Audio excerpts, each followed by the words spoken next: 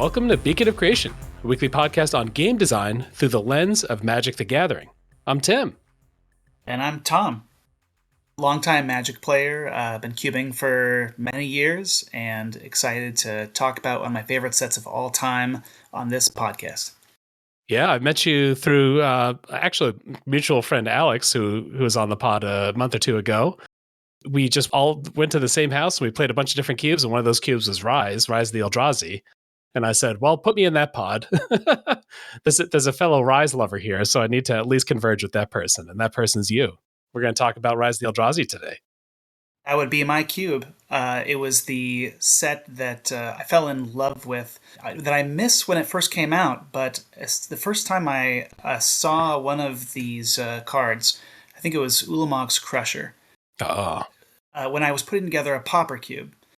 I just looked at the stats, wrapped my head around what this would look like in a set, dug in, learned a little more about it, and I've been a Eldrazi lover ever since. Rise of the Eldrazi is just about to hit its 15th anniversary. It was released in 2010. And even though it's that old and, it's been off the shelves for that long and booster boxes are like $700 or something, people still have a lot of fondness for it. So I think the kind of set cube, evolution that has hit the cube world over the last couple of years, where people take an existing set, they maybe cut a couple cards here and there, or maybe proxy up the $70 cards or whatever, and then you could just replay that draft format as many times as you want. That's like a new format that has really revived some of these old formats and let people experience what drafting was like back in the day. And I would say that Rise of the Eldrazi is one of the sets that plays so differently than what you might expect that it almost feels like it is a cube. Where there's so many dials turned in, way up and way down, that it has the kind of level of creativity and that sensation of playing a totally new environment for the first time that I think a lot of cube designers strive for. Yeah. All right, maybe we should get into a couple of the either cards or mechanics or whatever. We've got a little bit of a list here, just so we can start to get a sense of the unique things to Rise, and that'll also help us talk about what makes Rise cool. So Probably number one is the Eldrazi. Is that fair to say? I think so. There's a handful of cards that set the tone for the set, and they're all giant monsters. So whether it's Ulamog's Crusher, which is an 8/8 for 8 that must attack, that text may as well not exist because I've never seen someone not try to attack with it. So yeah. And it has Annihilator 2, which is sort of the Eldrazi trait of this set. You attack with it, and every time you attack, it's an attack trigger. It's called Annihilate 2, Annihilate 1, Annihilate 5. And whatever the number is, the defending player must sacrifice that many permanents before you even get to blocking. In practice, it's not the same as Trample, where you get inevitability because your opponent just runs out of toughness, but it's its own kind of inevitability, where they run out of permanents. And so once you get one of these on the battlefield, the game sort of reached a decisive moment. It may have taken you a while to get there, and there's some jockeying back and forth to see who can land the first one, or if they can, remove the first one. But once those big Eldrazi land on the battlefield, the game sort of switches into a second phase, and games usually wrap up pretty quickly because they're big and they're mad and they hit like a truck. Yeah, the Eldrazi sort of are like maybe not exactly a mirror breaker, but like are a way for the big decks, the slow decks, to actually meaningfully hurt each other. We'll get to it in a second, but there's also a lot of chump blockers in this set, thanks to the Eldrazi. And so those spawn are all over the place and very useful and very helpful. So what's the reward for playing a big non-trampling guy? Well, once that non-trampling big crusher attacks 3 times, your opponent has run out of all of their expendable permanents and now is sacrificing things they really need. They're sacrificing lands, they're sacrificing creatures. And this crusher is just causing the opponent to lose no matter what they do. If it continues to attack, it's hard to lose that game. That's right. And, there are some agonizing, unfun moments where you have to decide, do I sacrifice my lands? Do I sacrifice my creatures? Yeah. But there's something I think unique and special about the experience of being on either side of that. Yeah, and it's something that people want to do. I have a Rise set cube as well. Hmm. When we play that, everyone wants to be the Eldrazi deck. Everyone wants more Eldrazi's. The feedback I always get is put more Eldrazi's in there so I can draft enough Eldrazi. Sure. Even if it is like maybe not design that we'd put in every set, maybe Annihilator is not something you want on like a 4 mana flyer or whatever. Hmm.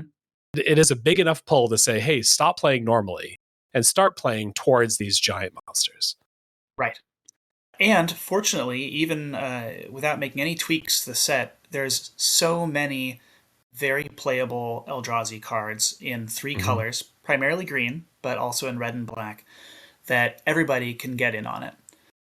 Yeah. In a typical Eldrazi draft, 4 out of the 8 players, possibly 5, there's enough good green cards to just go for it. So if your dream is to cast, 8 mana creatures on turn 5, there's likely a seat at your draft table for you. Yeah, yeah. People get to do the thing that the set's named after, which isn't always true. Like we might have like a Dragons of Tarkir where it's all about dragons, but you can't actually play a dragon deck and you might only have one dragon. Here, if you want to be the Eldrazi deck, it's available and it is fun. And it's something people get to do and it's special and a reason to play a set cube. Hmm. And the set is really, gosh, I'd love to talk more about Eldrazi Spawn, Yeah, but let's get a little bit of Spawn. Let's read a okay, Spawn card or two. let's talk Spawn. Okay, Eldrazi Spawn are really the glue that makes the whole set work. Let's take one for example, Nest Invader. Classic. It's a 2/2 creature for colorless and a green. But when it comes into play, it also makes one Eldrazi Spawn, which is a 0/1 colorless token that you can sacrifice anytime to make one colorless mana. You've got the green one for Predator of Kozilek. It's 2 tokens. It's a 3/3 for 4 mana. Mm-hmm. And then finally, shockingly, in my opinion, one of the best red commons is not removal in this set. It's Emrakul's Hatcher, which is a 3/3 for 5 that makes 3 of these tokens. And once you've made 3 of them, it's very easy to cast 7, 8, 9 mana spells, way, way ahead of schedule. But the Eldrazi Spawn do a whole lot more than ramp you. The ramp deck is a strong archetype, and like I said, it's sort of nestled in green. But these tokens, as you mentioned, they also chump block because Eldrazi don't trample. Mm-hmm. They also can be sacrificed in often a black-red deck. The set has Bloodthrone Vampire, which is black and a colorless for a 1/1, but you can sacrifice a creature to give Bloodthrone Vampire +2/+2 until end of turn. And that sort of effect, we've seen it a lot. It's good in some sets, it's not good in others. It's really good in Rise of the Eldrazi, where you can create board states with 5, 6, or more of these Eldrazi Spawn, and you can come out of nowhere with a lethal attack from one of these Bloodthrone Vampires.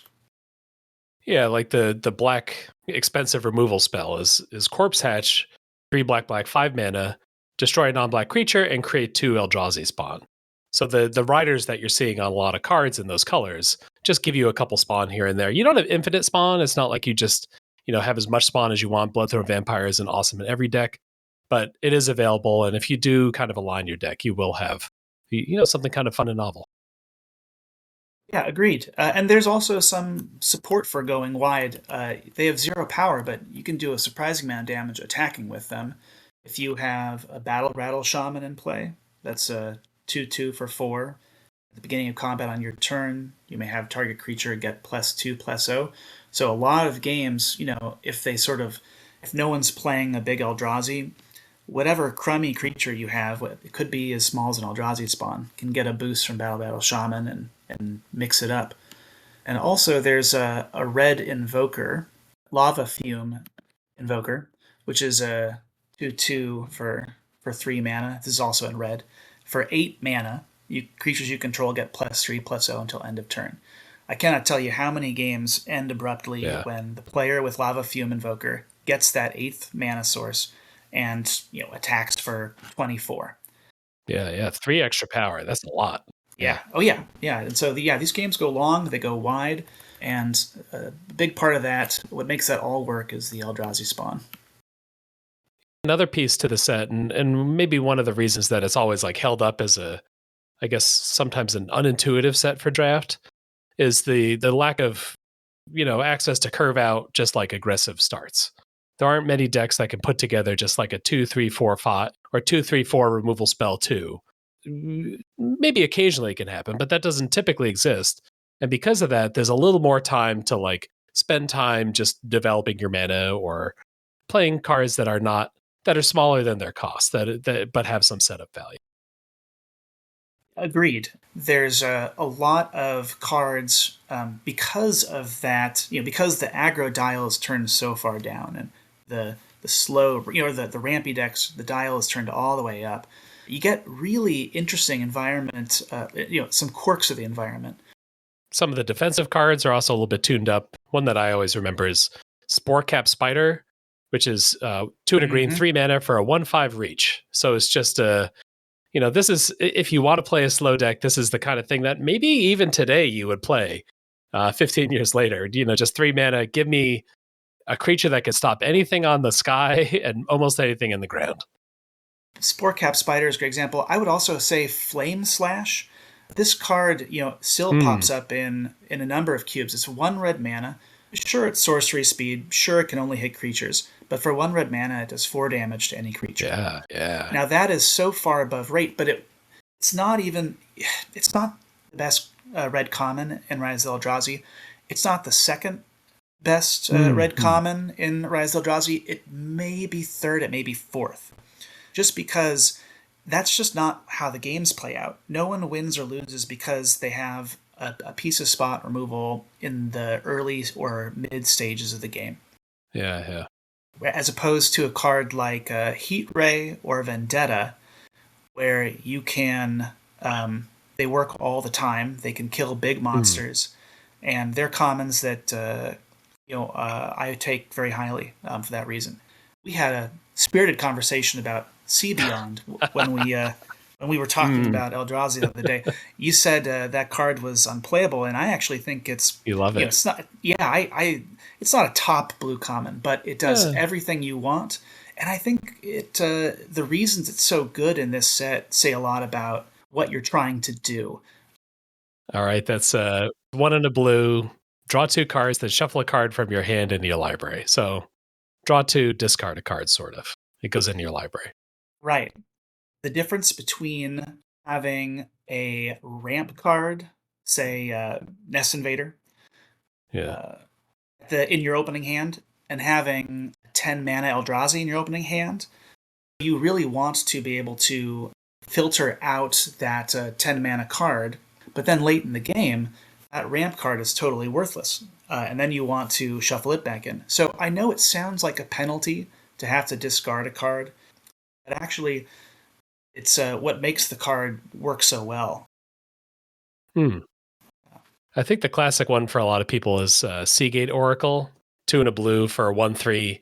When it enters, look at the top 2, put one of them in your hand and the other one on the bottom. That one is easier to sell me on, and maybe because it's a little stronger. But fair. Maybe I don't need to block early, so maybe the body doesn't matter. Maybe I'm better off saving my mana. There's nothing. I think Seagate Oracle is a better card for sure. Oh, okay. But there's more Spells Matters cards than there is Blink or Raise Deads. The creature type isn't the most important for some of the blue decks that are really interested in a high spell count. Yeah. For example, Sphinx Bone Wand is one of my favorite niche archetypes. I talk about unplayable cards in any other format. Yeah. It's a 7 mana artifact, and every time you cast an instant or sorcery, you put a counter on it, then deal damage to any target equal to the number of counters on it. It's incredibly slow.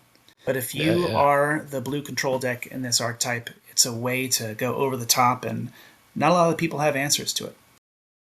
And one of the things that does help Sphinx Bone is that the rebound is in the set. So rebound is a mechanic that we've seen a couple times, but I think it came in here. A rebound card, for example, might be Praise Vengeance, which is just a green mana for an instant. Target creature gets +2/+2 until end of turn, and then rebound. If you cast the spell from your hand, exile it as it resolves, at the beginning of your next upkeep, you may cast this card from exile without paying its mana cost. But the kind of summary of that card is you give something +2/+2 at instant speed, and then at the beginning of your next turn, you give something +2/+2 again during your upkeep. It's a little bit sorcery speed the second time, but Right. You're never going to surprise anybody. I think one of the kind of famous cards for casting a lot of spells, or at least the one that when I draft this cube people know, is Kiln Fiend. Are you a Kiln Fiend fan? I am always happy to let other people draft the Kiln Fiend deck. Okay. But that doesn't mean it's not there and has to be respected. All right. You only live once. It is sort of the original prowess card. Yeah. Whenever you cast an instant or sorcery spell, Kiln Fiend gets +3/+0 until end of turn. And it's a 1 and a red, so 2 mana for a 1/2. So a 1/2, if you cast one spell, it's a 4/2, another spell, it's a 7/2. I guess the classic combo is the blue rebound spell, Distortion Strike, which I just got to play when we were playing your cube. Target creature gets +1/+0 until end of turn and is unblockable this turn. So bring a guy up to a 5/2, he's unblockable, and he's going to be 5/2 unblockable next turn as well. We've been talking about how long these games can last, but that is one reason why you can't skimp on removal completely. Sometimes you will sit down and your opponent will be trying to do more of a combo deck like Kiln Fiend, or a Gnarlid is the other main one. Decks that sort of go against the... they sort of like the fun police of the set. Yeah. But they're not traditional aggro decks. They're more like combo decks. Yeah. Or an Gnarlid is 2 and a green, 3 mana for a 2/2. Creatures with power less than Aura Gnarlid's power can't block it. And it gets +1/+1 for each aura on the battlefield, not just the ones you control. There are a lot more auras in this set than normal because the Umbras. We'll get into an Umbra in a second. But it is kind of feasible for Aura Gnarlid to get up to like a 4/4 or 5/5, and then can't be blocked by anything smaller than it. So can't be chump blocked, often can't be blocked by all the random, Seagate Oracles that are about. And it's kind of like the Kiln Fiend, a one card kind of deck. If you draft 3 of those, you get to be the Aura Gnarlid deck. Right. One of the features of my Eldrazi cube, I don't know about yours, is that it has 360 and it has exactly 3 of every common, 2 of every uncommon, and 1 of every rare. So when you dish out these packs, you know for a fact you're going to have 3 Kiln Fiends, 3 Aura Gnarlids waiting for you if you want to move into that. Yeah, and I would say that Aura Gnarlid is not usually high enough up in people's awareness that people end up drafting it. When people are drafting it kind of naively for the first time or second time, they often don't know to grab that guy. Well, one of the most important things to know about Eldrazi if you're sitting down for the first time is that, green good, white bad. This is not a balanced set. There's really only enough room, enough good white cards in Rise of Eldrazi to support maybe 1 or 2 white drafters. Yeah. Aura Gnarlid is a card that leans on a lot of the white enchantments. It's low to the ground. It really wants to have a Hyena Umbra on it. That's the enchantment. That's 1 white mana and gives it +1/+1 and first strike. It's also an Umbra armor, so it has that resists destruction effects. If you find that you're just getting cut off from all the other colors and you feel like you've no choice but to go white, you could do a lot worse than drafting Aura Gnarlid. Yeah, kind of combo like you were saying. That's right. The other way to go with white is the Defender's deck, and this is one that I'm always ready to jump into. You're loving your stalwart shield bearers. Other creatures you control with Defender get +0/+2. I actually think that's one of the worst cards that. When I made my cube, when I made my cube, in order to make the numbers work the way I wanted, I had to trim some cards for being too powerful. I'm looking at you, Drana, Bloodsheath. Drana's out. Yeah. All right. Drana's out. There's just none of the removal works against her. Sure. Yeah, I cut that one. I cut a few others for being too powerful, but I cut a lot of cards for not being powerful enough. And let me tell you what, Tim, Stalwart Shield Bearers was just right on the line. Oh, okay. But it does play a role in the White-Red Defenders deck. I love that deck. It's all about Vent Sentinel. And just going with lots of big butts and grinding out a game 1 or 2 points of damage at a time by tapping Ven Sentinel to directly hit your opponent. There just isn't a whole lot that your opponents can do against that, and so you really put them to a clock. Yeah. We had a Ven Sentinel themed challenge just a couple months ago, so we have a lot of respect here for Ven Sentinel. That's a 3 and a red for a 2/4 defender, elemental. It's just like a headless magma guy, just 2 fire hands or whatever. And then 1 and a red, tap, Ven Sentinel deals damage to target player equal to the number of creatures with defender you control. So by itself, it's going to deal 1. If you've got another defender, you can get to 2. And once you get to 3, now you're starting to end the game. Then now you're really starting to deal some damage. Mm-hmm. And then typically that deck is also going to play a couple, random flyers or whatever to just get a little damage in while it's waiting to get its defenders online. Yeah, there you go. Although, speaking of some pushed commons, Ogre Sentry may not look like much. Oh, you're loving it? But I love that card. That's a favorite. It's there's another card in the same set called Lagok Lizard.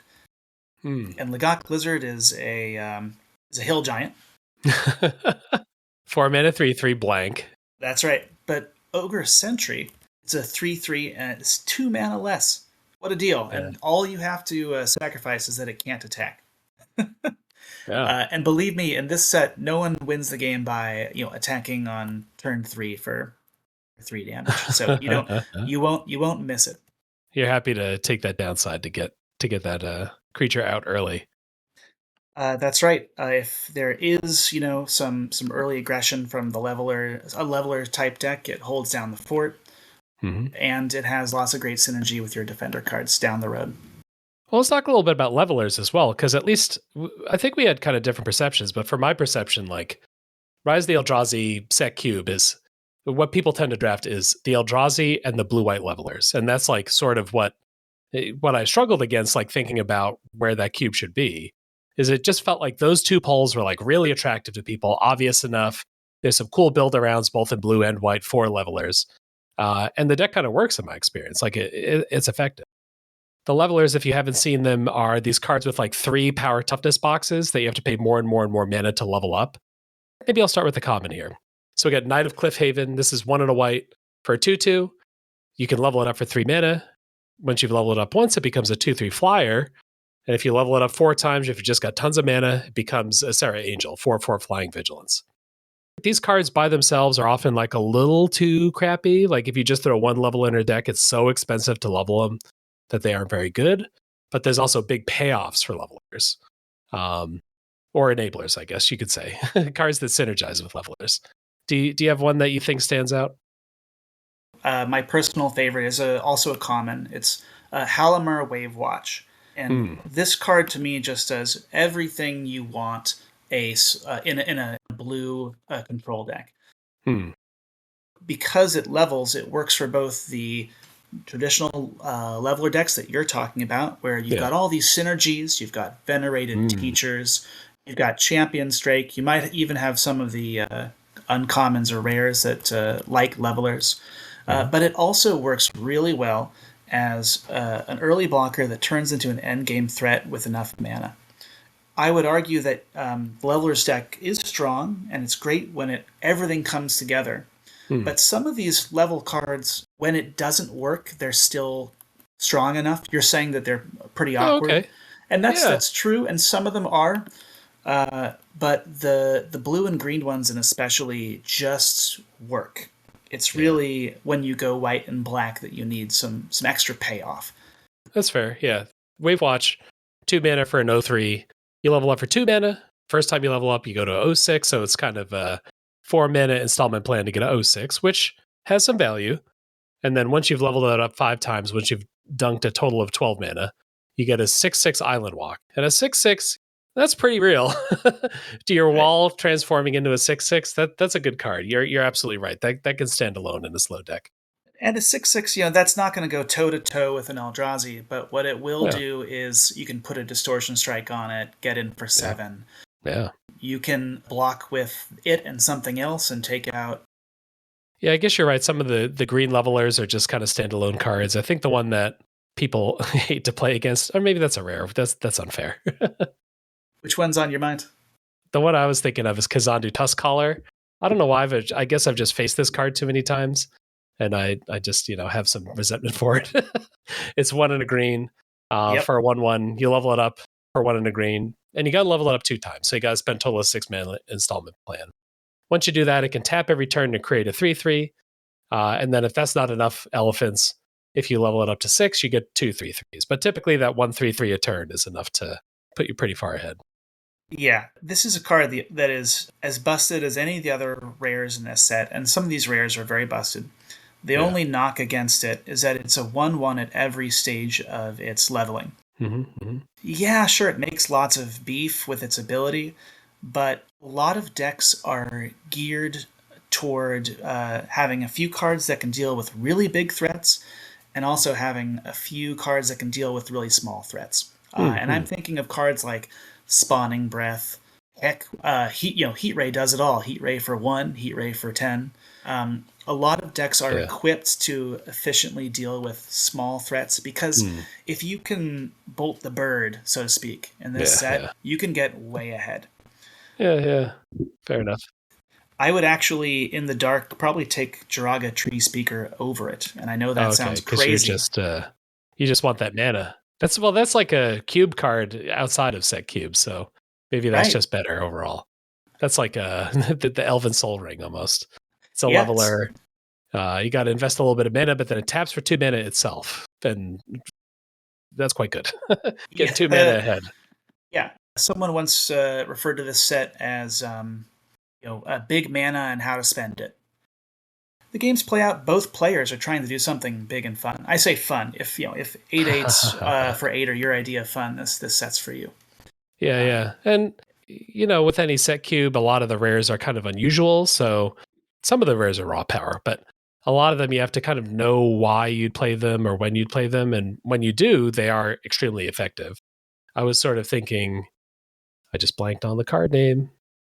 The red, like, taunting one. Oh, wow. Rage Nimbus. Yeah. I think you beat me with this recently, which reminded me of it. It's on the top of my mind always. Yeah. It's on the top of your mind. Yeah. Rage Nimbus is 2 and a red for a 5/3 creature elemental. That's defender and flying, 5/3 flying defender. And then 1 and a red, target creature attacks this turn if able. This is at the top of your mind, though. Yeah, this is the payoff for the Defender's deck. Now, I know that Vent Sentinel is what'll actually kill your opponent.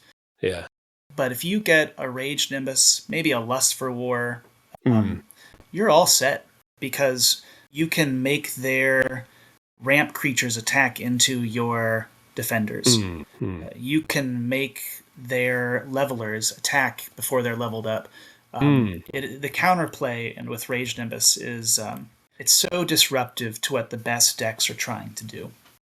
Part of the joy then is like not just knowing, hey, I need to get some ramp and I need to get some big things, but I'm also going to be seeing some weird cards that I wouldn't see elsewhere, and I have to know when they're actually good or which ones are good, I guess you could say. There's some cards that just look so strange. Gigantomancer is very similar to Tuskcaller. That card.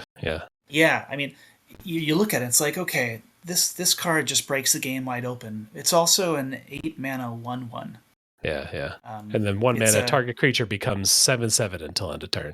So if you can stick it, you can stick. Yeah, as odd as they look, are the name of the game.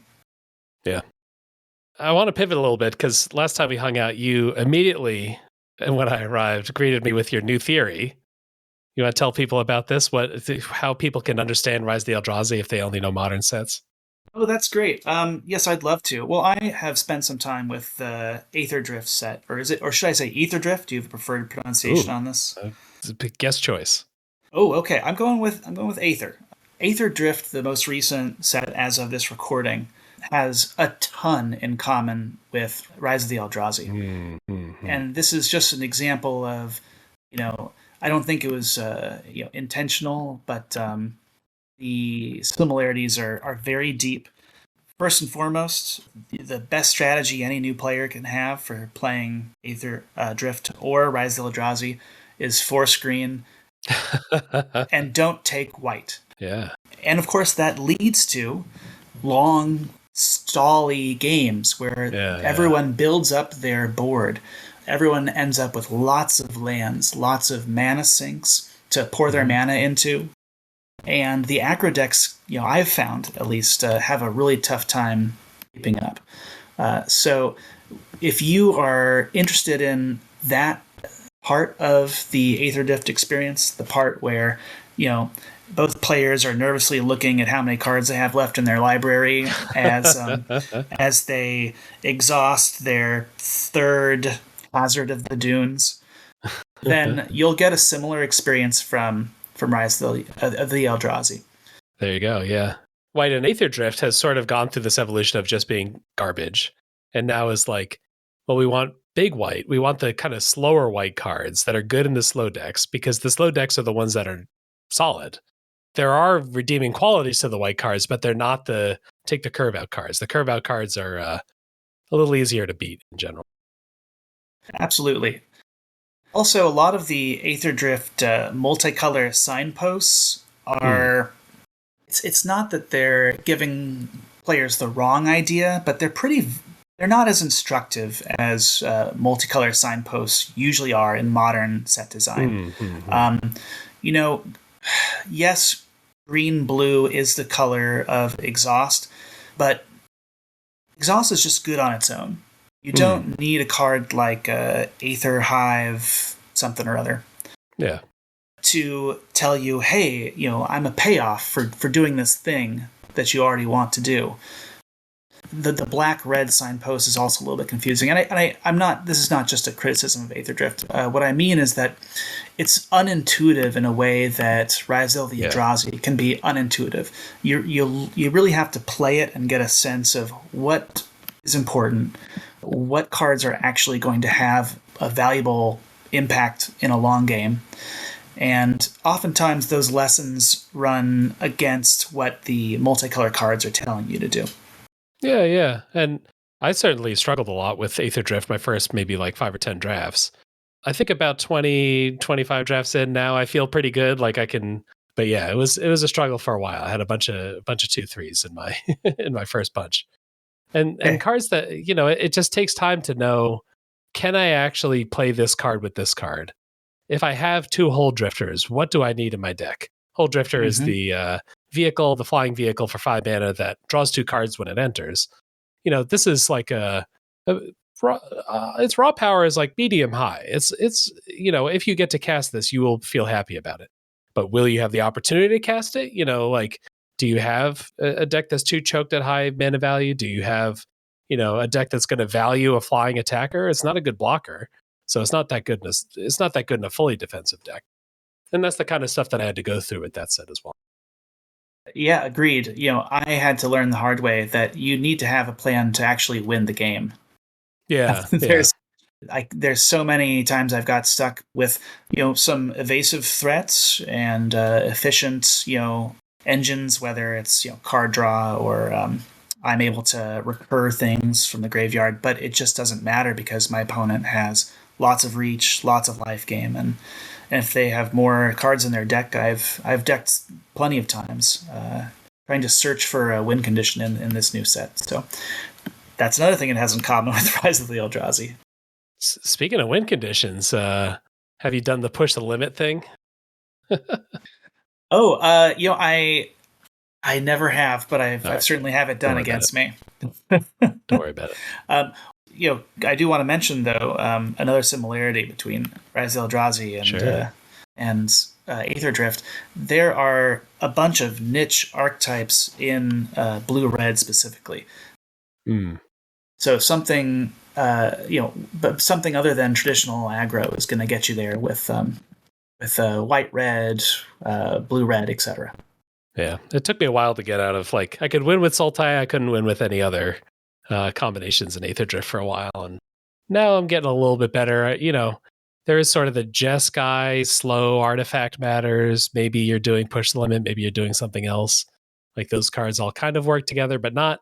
You can't just put any mixture of those colors together. You really have to build towards a specific deck. Maybe I'll just say a little bit about some of the changes to how they make Magic cards these days. That Sure. because what the set's 12 years old. Was that right? 15, yeah. 15. Geez. One of the things they've changed in modern design is that they don't make intentionally bad cards anymore. Back in the day, they would make sure that there was just one or two commons in every color that was unplayable, awful. Yeah. And it was intentionally an F Yeah. card. But whether it feels like it's a wasted slot or it's just feel bad to try and play with one, there really aren't bad cards anymore, not real stinkers. Especially a common. Yeah, especially common. And so in Rise of the Eldrazi, you end up with a card that is good at one thing, like this will ramp you quickly. But then you've got another card that's a ramp payoff, and you need both. One thing I noticed playing Aether Drift is that all the cards just sort of stand alone. I rarely mulligan unless I don't have enough lands, because cards like Honey Mammoth, that's not the name of the card. Yeah, cards like Migrating Ketradon, they have cycling. Yeah. Cards like Hazard the Dunes, they are good at 4 mana, they're good at 7 mana. Pretty much all of the top commons, they share that they are just good at any time whenever you draw them. Sometimes they're better than others, but that's just not true of Rise. Yeah. What I think people can kind of take away from this is like, if you want kind of unusual cards to work, sometimes that means not including as much high power at common and uncommon. I think this is something that actually happens a lot. I've like checked out a lot of people's like set cubes, and then like people do like block cubes, where they take every set from a block and kind of mash them together. I've done that a lot myself. And one thing that can happen is if you rise the sort of quality level where everything becomes pretty good, a lot of strategies that were fun in the retail environment actually no longer work. A classic one to me is Innistrad. There was this like build around for flashback called Burning Vengeance. Every time you flashback a card, you get to shock something. That was like good enough in regular Innistrad Limited, but is not good enough in like flashback in Innistrad formats that like combine a bunch of sets, because the creatures are just good. Like you have the best 2-drop and the best 3-drop and the best 4-drop from 4 different sets mashed together. You're going to float over those kind of like low key cards. There's a lesson there just broadly for cube design. Can't tell you how much content is put out into the world by cube designers. A new set comes out and they want to analyze, the top 20 cards that might make it into their cube. Yeah. That's fun, and it could be an interesting thought experiment. But were you to actually get into that rhythm where you're constantly adding new pushed cards into your cubes, you will, just like you said, outclass a lot of the cards that do something unusual, do something unique and fun, that just won't be able to stand up to a 6/6 reach, gain 4 life with cycling. You're going to outclass a lot of what made your cube interesting. If anything, I'd recommend cube designers look at older cards that are downgrades of cards they currently have. If they find an archetype is overperforming, that's a knob that goes both ways. You don't have to improve every other deck. You might just want to tone down what is running away with things.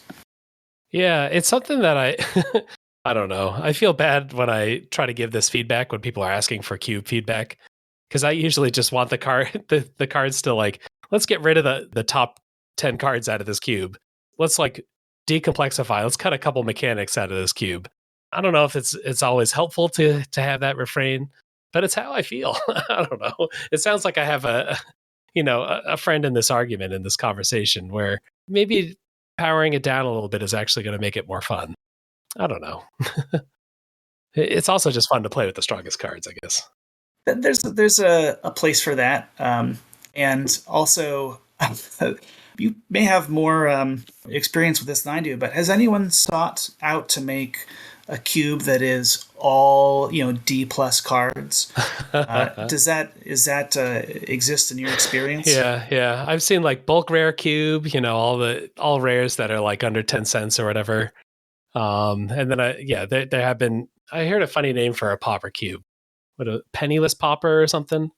I think that's what it was called, where it was like, let's get none of the best commons. Let's get all the mediumest commons.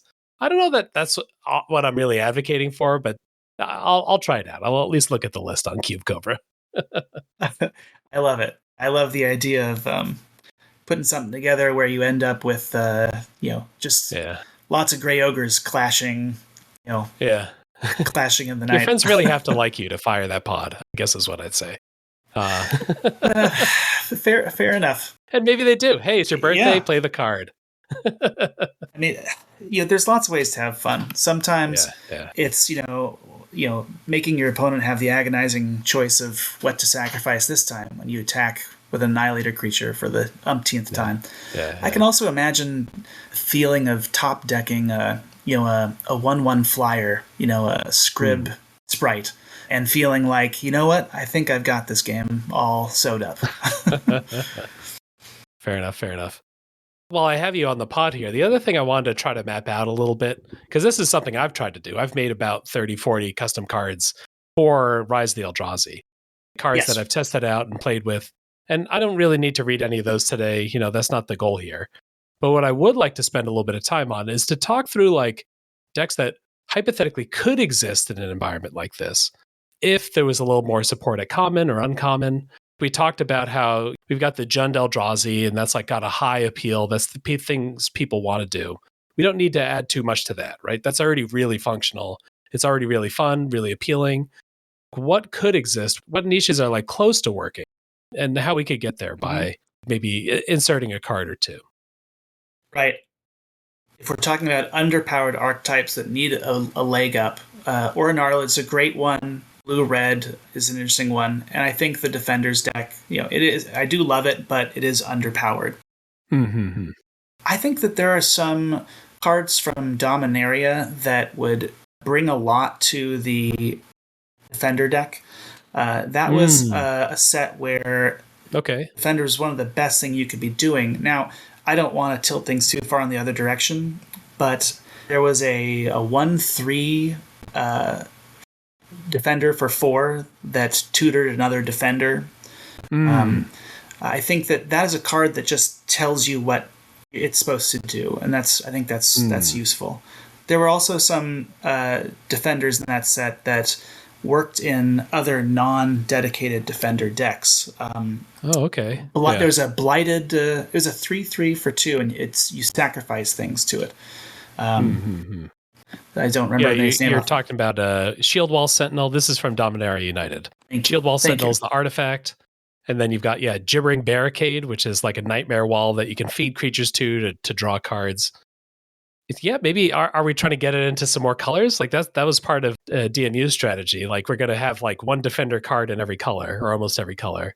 We're going to have a couple artifacts, and we're going to let you figure out what colors you want to play.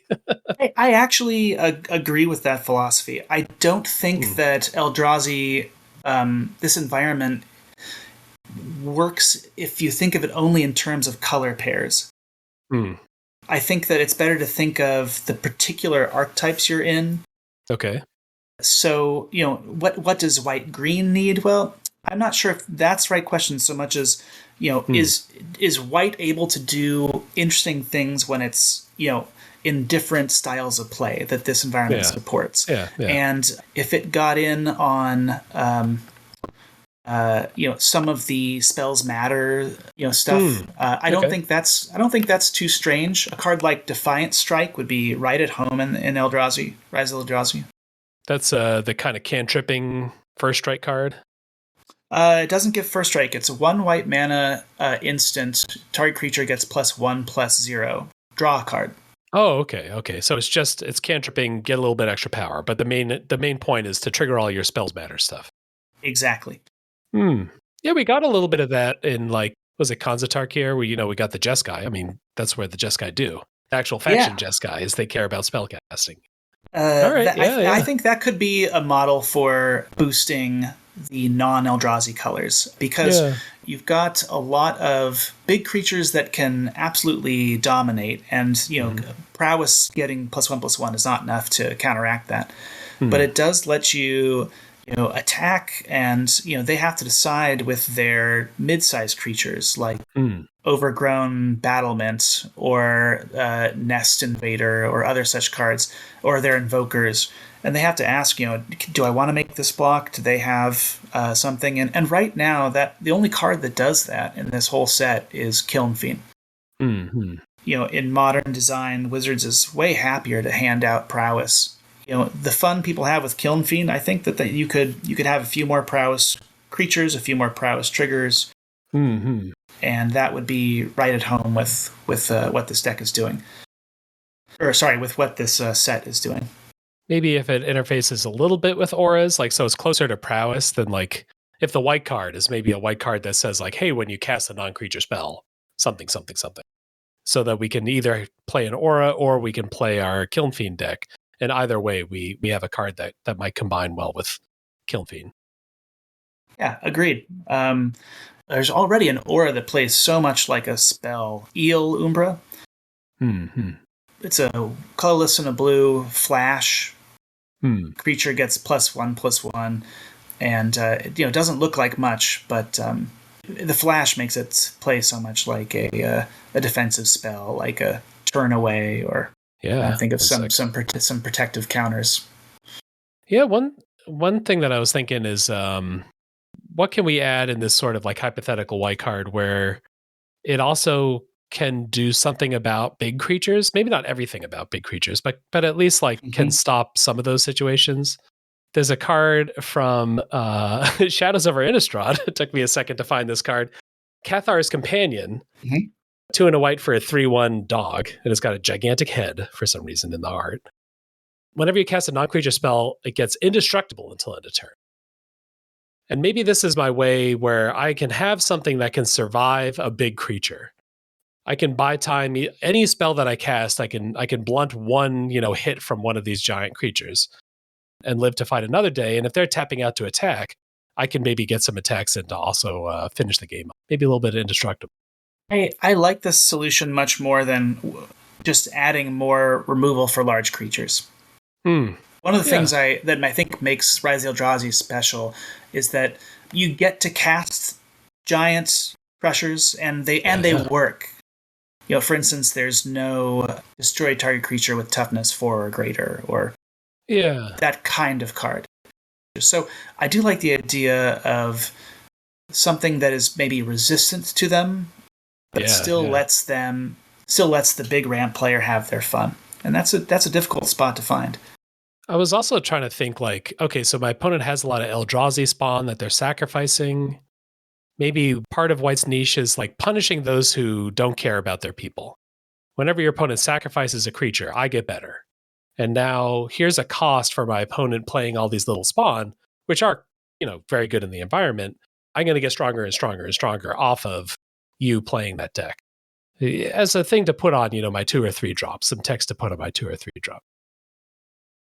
I mean, I'm picturing one of the, I think it was originally printed in Innistrad, but it's a 1/1 for a white and a colorless, gets +1/+1 counter on it every time a creature dies. Or maybe it's just when maybe it's just when one of your creature dies. Yeah, Unruly Mob, that's 1 and a white 1/1. Whenever another creature you control dies, put a +1/+1 counter on this creature, which was a reasonably solid card in Innistrad. Humans were dying all the time. It was maybe your fault that they were dying. But maybe what if we had the sort of like opposite version of like when it starts a little bit bigger, but when your opponent's creatures die, hey, I get stronger. Well, and that plays well with a rare in black that actually in recent Masters sets has been downgraded to a common, I think. Mortician Beetle, which is a 1/1 for 1 black. Whenever a player sacrifices a creature, put a 1/1 counter on Mortician Beetle. Now, this card is good but not great. Even with all the Eldrazi spawn being sacrificed, even though it costs 1, I found it to be a little bit of a trap.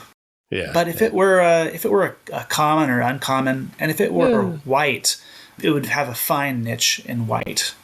Yeah, I guess if we want to say whenever a player sacrifices a creature, not just when they die. Die might be, easy to trigger, right? So that makes it more powerful, and we have to ask questions. But if it's just sacrifice, now, hey, I get to punish my opponents like pre-sideboarding, right? And Right. also I can build around a little bit and do something in black-white, which I think black-white is often not a super present archetype in Rise of the Eldrazi. Right. White and black only overlap in the levelers archetype. They each have some levelers, but they lack all of the leveler payoffs. Yeah. So basically, if you draft white black, you're usually doing it wrong. Yeah, exactly. So I agree. Something to make white black less of a trap would be a welcome addition. But again, I'm hesitant to think of this strictly in two color pairs. Sure. Yeah. I think it's okay for white black to to be the worst archetype. Maybe it's fair to say that if we're doing an old style set, we shouldn't be trying to blast crystal clear two color pair archetypes. We should be embracing a more kind of open, there's just mixtures of cards that some of which work together really well and some of which don't. And if we're saying like, hey, this like white mortician beetle or whatever, maybe that is naturally sounds like a black-white card, but hey, feel free to play it in red-white because red-white can mix spawn. Feel free to throw it in a green-white deck if you just want to, if you manage to get the Nest Invaders that no one else took them, we can still play that. And then we can say, hey, we're not trying to like dictate what the color pairs are in that way. We're just trying to provide individual cards that can lead you in a direction. Like in Aura Gnarlid. Aura Gnarlid is not part of like a whole archetype that is really robustly supported, but can carry a deck. Well put. One thing about all of the archetypes in Rise Eldrazi is that they bleed into other colors in a way that's not neat. And I think you're getting at that. And some of my favorite cards in the set, and one thing that I think would incidentally help white, would be more color fixing. There's only 2 pieces of fixing outside of green in this whole set. There's Evolving Wilds and Prophetic Prism. And if it were up to me, I would lean into the sort of the messiness of all these archetypes not being in a neat 2-color archetype space.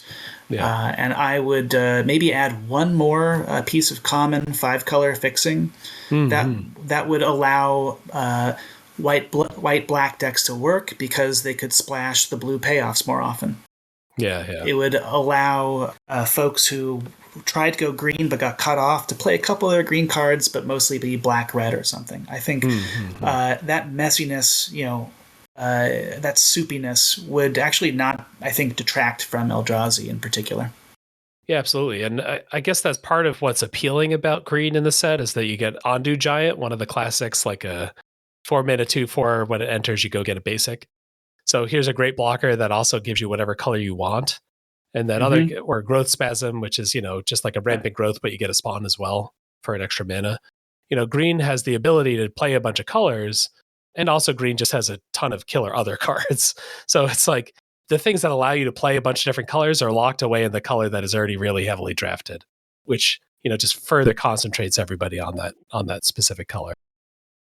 Right. It would be an interesting, more of a Sharpie than creating a new card, but it'd be interesting to update some of the green ramp cards so they didn't fix and move that out of green's identity. That might help the color balance more than trying to soup up one of the other colors like white. Yeah, if you're playing like a set cube, typically also like you want to be available for the open rares. And if you could play 3 colors, that means you get access to another color's worth of rares that might be open, second or third or fourth pick. And green can do that. Green gets to do that, and nobody else does. Or people occasionally can. If the card's good enough, people will splash it. Sure. Yeah. Prophetic Prism is out there. It's a high pick. But in my cube, there's only 3 of them. Yeah. If only I could add 3 more.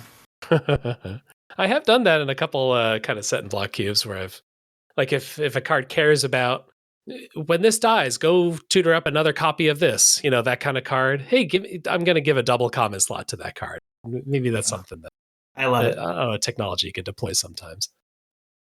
I guess also another thing that we've talked a little bit about here and there is that there are black levelers, but the black levelers don't have any like support cards, and also aren't necessarily that good to stand on their own, especially a common. And I was thinking, like, what card in black could we make? Or could we sketch? We don't have to make the whole card. What other color might want to play some levelers? What is a very black way to reward levelers? What else is in black that might want to have a creature that builds up over time instead of just eating it? Because a lot of the black cards just want to eat each other. Levelers and invokers are both things that are their abilities rather than hard casting costs. I wonder if something that lets you pay life for mana that could only be spent on abilities or could only be spent for leveling feels very black. Yeah, I like that. Yeah.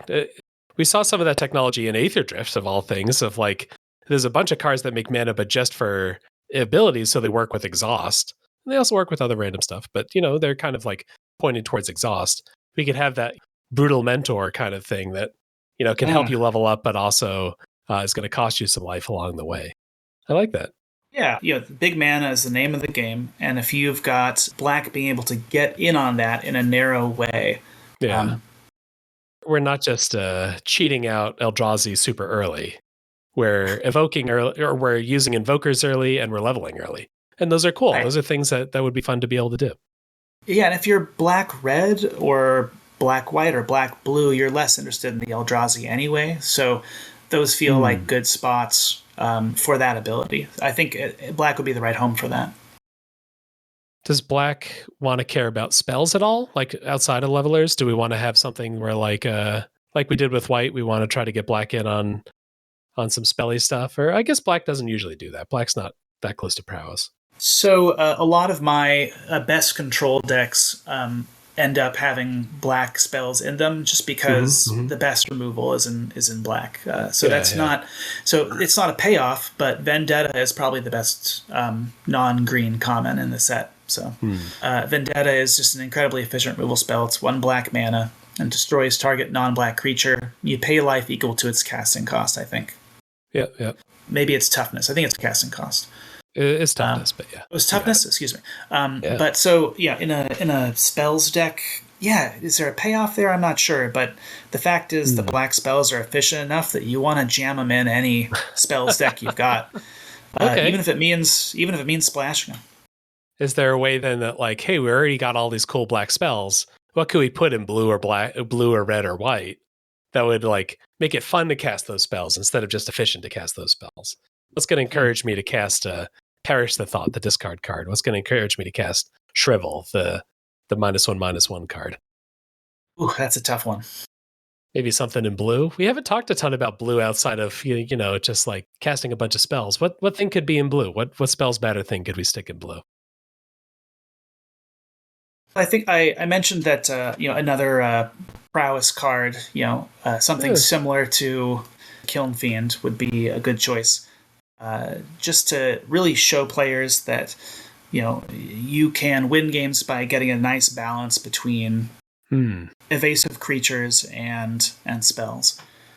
But I don't know. With blue, I guess we're just saying that the spells are good, so we don't need to support them. I don't know. Like Mnemonic Wall is that like 5 mana wall that gets back a instant or sorcery. But I think on the other end, blue seemed to want to do aura stuff. Like there's this card Aura Finesse that lets you like move an aura from one creature to another.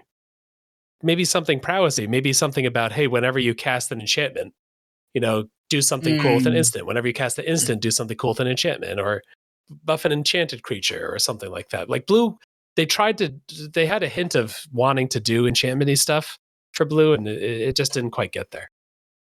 Right. It's pretty thin, and a part of it is that it overlaps a lot with white cards, and it's just hard to put together 23 playable blue and white cards. Yeah. Is that where I have the Aura Narlid? Maybe we get that in the, instead of green-white Aura Narlid, we have blue-green Aura Narlid. Yeah, there's no blue Enchantment Matters cards. It's only in green and white. The Aura Finesse, it just does not stack up to the power level. I mean, I don't think of Aura Finesse as being playable. Yeah.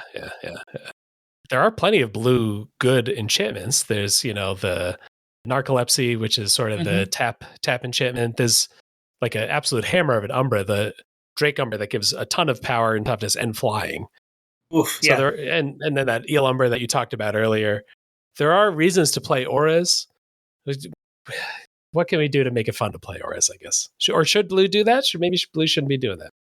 Well, one thing that blue has is Mnemonic Wall, and I wonder if a similar design in Aura Space wouldn't be crazy. Like, could you have something that returns an aura from your graveyard to your hand? Mm-hmm. And whether that's a white or blue effect, you could argue either way. Yeah. But yeah, you're thinking of a spell that cares about auras, and it sounds like it in terms of playability, it would have to be awfully good to avoid being just a house of cards. Yeah. Fair enough. Yeah.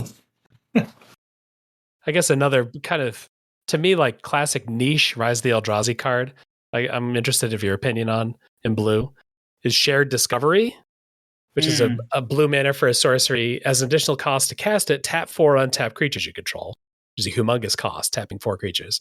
But you get to draw 3 cards. You get to Ancestral Recall with the low price of also tapping 4 creatures. Should blue just like set up a bunch of defenses and be able to outlast, be able to tap 4 creatures?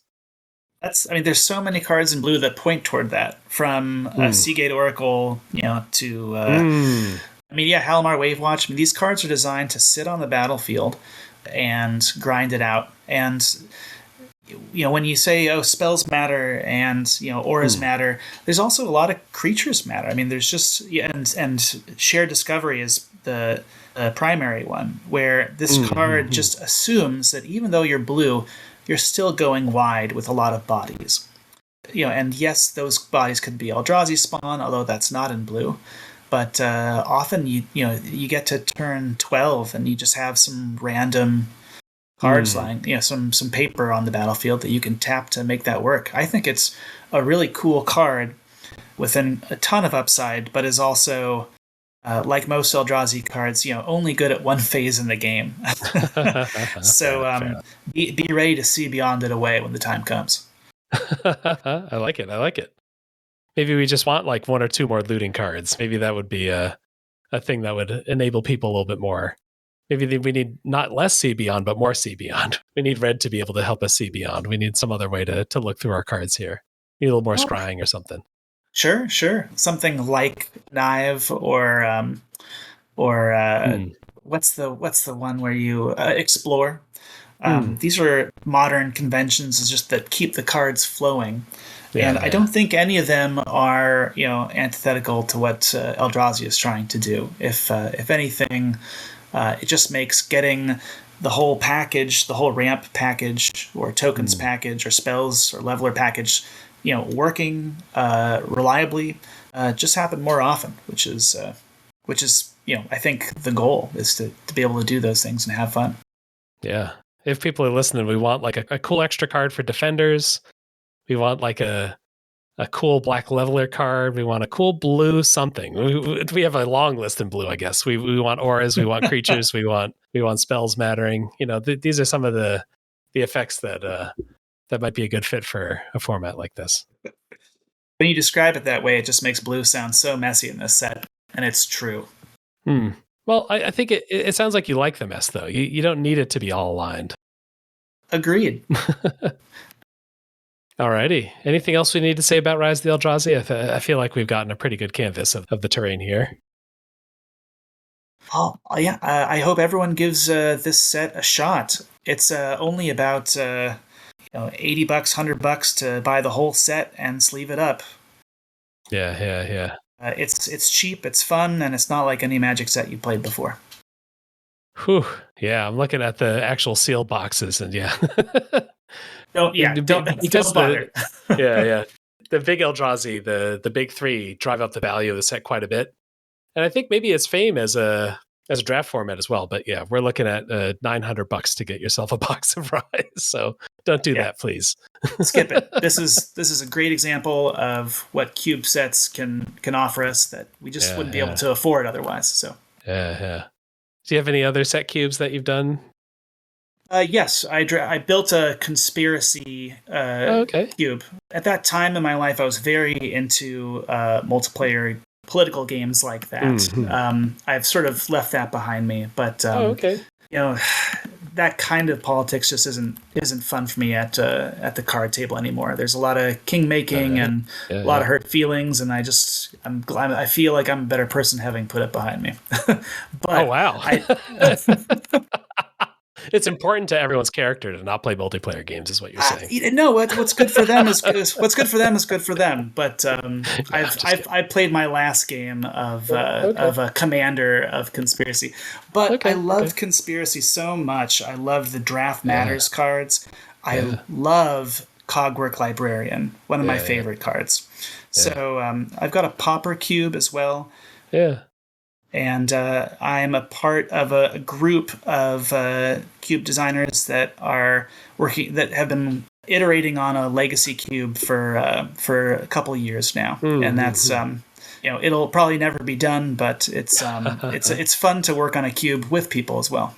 Yeah. Was that big metal box at yes, you got to see it but not play it, but hopefully next time you'll get a chance to dig into it. Absolutely, yeah.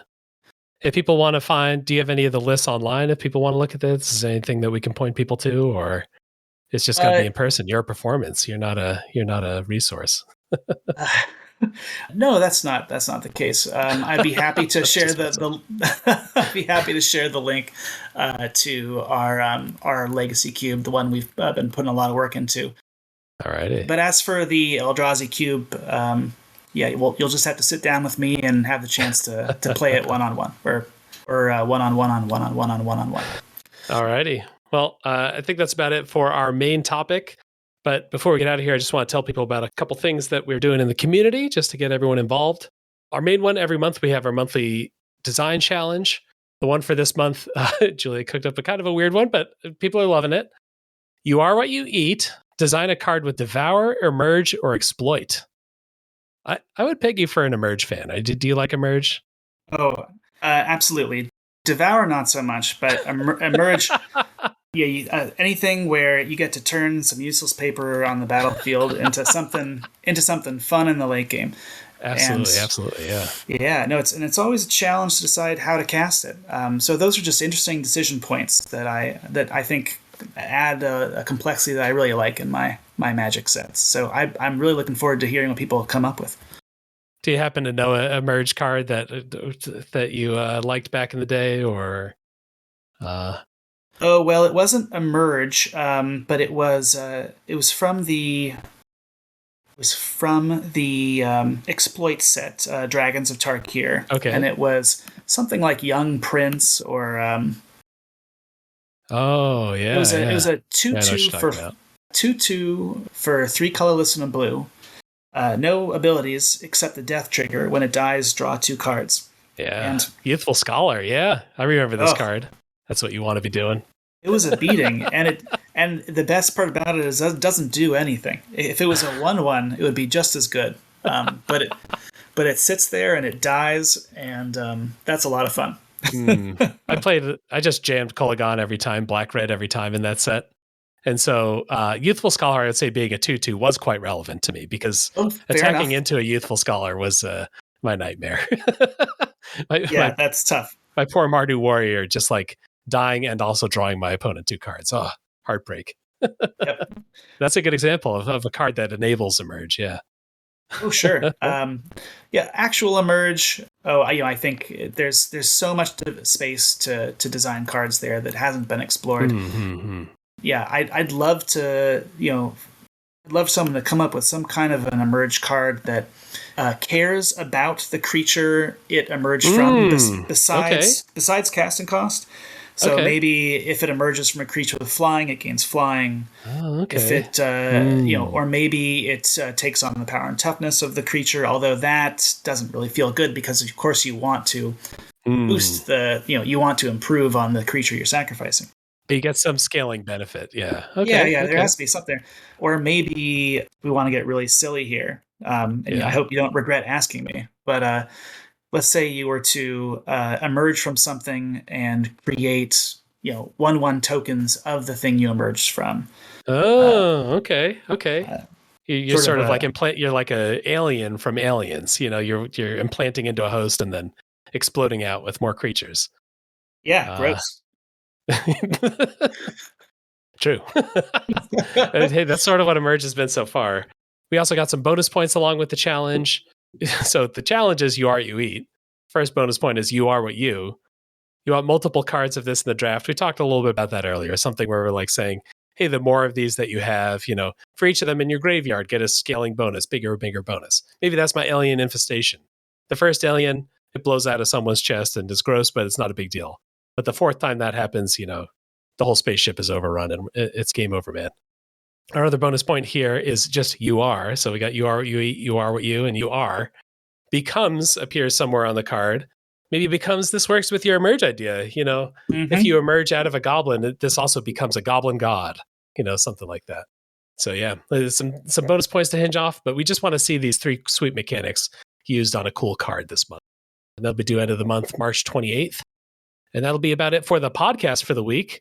Hop on the Discord. That's where all the action is. That's where you can submit stuff, where you can talk to things. We've got a bunch of sets that are getting play tested and stuff. We got Wrenchmar and Outpost Zero. We've also got a couple other things that people are brewing.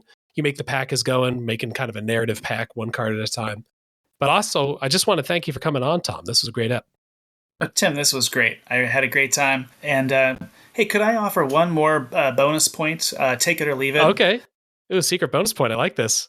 You were mentioning how nasty and disgusting all of these emerge, devour, and exploit cards have been. Yeah. I would love for someone to design a cute, fun, kind, benevolent card using these mechanics. Something that captures a flavor that is unintuitive to what words like devour, emerge, and exploit would tend to make you feel. I got a name for this bonus point. Emerge unscathed. Beautiful. A card from Rise of the Eldrazi. I love it. But yeah, thanks for coming on. It's been great. Thank you so much, Tim. I've had a great time. You going to any of the cube cons or any of that kind of stuff? I'm going to lead a contingent up to the Washington Cube Champions, I think it's called. Yep. Yeah, I've been to CubeCon a couple of times, but we're looking to keep it more local and meet some folks out here in the Northwest and see if we can't build the Portland-Seattle rivalry on a whole new axis. Washington Cube Champs, that's in May. I'm going to try to make it up there too. That's like there's how many cubes? Probably 20 cubes or something like that, and then a little bit of tournament structure if you want to try to win, if you want to try to place high and get the wrestling belt. Yeah. If people are in that Pacific Northwest area, Washington Cube Champs, maybe you could meet Tom and tell him your favorite Rise of the Eldrazi card.